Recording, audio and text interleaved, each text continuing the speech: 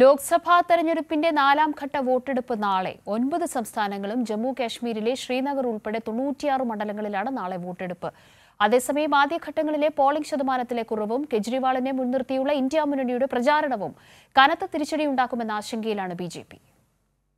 ലോക്സഭാ തെരഞ്ഞെടുപ്പിന്റെ നാലാം ഘട്ടത്തിൽ 9 സംസ്ഥാനങ്ങളിലും ജമ്മു കാശ്മീരിലെ ശ്രീനഗർ ഉൾപ്പെടെ 96 മണ്ഡലങ്ങളിലാണ് വോട്ടെടുപ്പ് നടക്കുന്നത്. ആന്ധ്രാപ്രദേശിലെ 25 മണ്ഡലങ്ങളിലും തെലങ്കാനയിലെ 17 മണ്ഡലങ്ങളിലും ഒറ്റഘട്ടത്തിലാണ് വോട്ടെടുപ്പ്.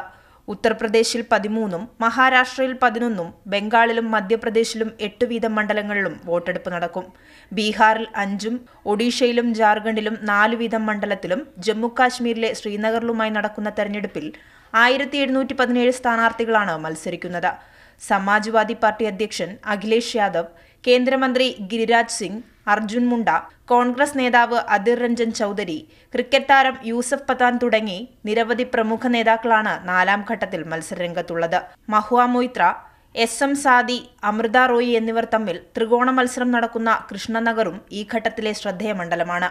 നാലാം ഘട്ടത്തോടെ 380 മണ്ഡലങ്ങളിലെ വോട്ടെടുപ്പ് പൂർത്തിയാകും. മാസങ്ങൾ നീണ്ട പ്രചാരണങ്ങൾക്കൊടുവിൽ വലിയ പ്രതീക്ഷയിലാണ് മുന്നണികൾ.